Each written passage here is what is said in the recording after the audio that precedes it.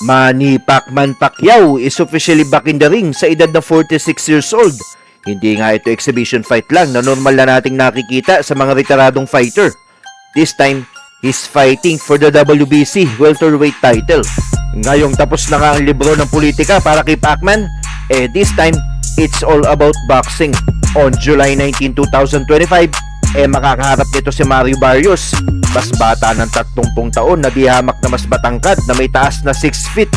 Halikat siya sa atin nating mabuti ang mga kalaban ni Pacman na si Mario Barrios.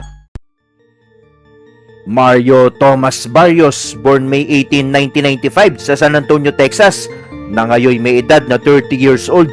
Sa murang edad nga, biktima silang magkakapatid ng pang-aabuso ng kanilang ama. Kilala nga ang ama nila bilang lasenggo at nanggugulpi ng asawa. Ito nga ding ama nila ang dahilan kung bakit namatay ang kanilang panganay na babaeng kapatid. Dahil ayon sa autopsy, namatay ito sanhi ng lacerated heart. Isa itong punit sa heart muscle sanhi ng matinding tama or trauma. Pero despite of he was born in chaos, mahal nito ang kanyang mga kapatid at ina. At dahil nga sa nararanasang iyon sa murang edad, naging malapit ito sa basag ulo. Dahil dito niya na ilalabas ang kanyang sama ng loob. Kaya ito nga ang daan para pasukin ito ang boxing. Barrios turned professional in 2013, nicknamed El Azteca, dahil nga sa kanyang pride as a Mexican heritage na para i-represent ang kanyang lahing Meksikano sa mundo ng boxing.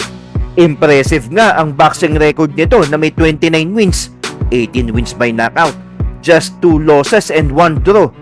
Isa nga sa hindi malilimutang laban nito ay ang laban nito kontra Yordenis Ugas. Matatandaan ngang bago magretiro si Pacquiao noong 2021, ito nga ang tumalo sa kanya.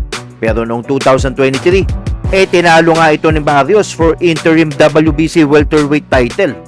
Kaya hindi nga natin pwedeng sabing easy fight ito para kay Manny, dahil tinalo nga nito si Ugas na siyang tumalo kay Manny. Underdog nga si Barrios sa labang iyon, dahil majority of the boxing world ay kinukonsidera itong hindi tested sa welterweight division. Bukod dun, ilan ang elite fighter sa division ng tinalo ni Ugas, at isa na dito ay si Manny. Pero madaming ang nagulat sa labang iyon. The odds were proven wrong on fight night. Pinabagsak nga nito si Ugas sa second round at isa pang bagsak sa 12th round, all in Barrios' favor. Barrios became the WBC interim champion of the welterweight division. Maraming ang nag-aalala kay Pacquiao dahil sa edad nito. Let's face it, kuminang man ang pangalan ng isang atleta na kasing laki pa ng mundo, ang lakas ng tao naaayon sa edad nito. Pero in my own opinion, iba si Manny. Pacquiao is not a 60-year-old guy.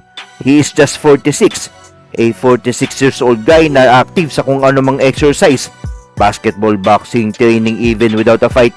And especially Manny is still active facing exhibition fights in boxing. Kaya even nagretiro si Manny as a professional boxer noong 2021, hindi naman nagretiro ang katawan nito sa pagpapalakas.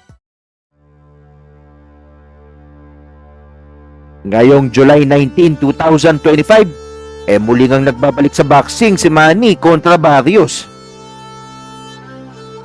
Pera nga lang ba ang labang ito para kay Manny? O para kay Barrios, isa itong malaking pera, matalo or manalo. Pwedeng totoo nga ang dalawang haka-haka na ito. Dahil sino nga ba namang aayaw sa $1 million payday? Diba? Pero ang realidad, fighting is in Pacquiao's DNA. At si Barrios walang inuurungan. Ngayon, andyan na nga ang oportunidad ni Manny na dagdagan ng panibagong yugto ang kanyang iconic career. Mario has the opportunity to end it. Kung mga fighter nga ay parang fans na nakasubaybay na laging hindi pa sapat. Muli, bubuin ni Pacquiao ang buong bansa na magkaisa dahil sa labang ito.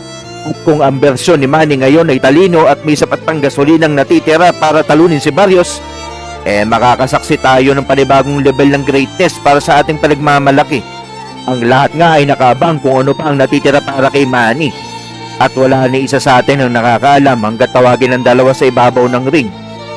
Pacquiao, Barrios, kanino kayo?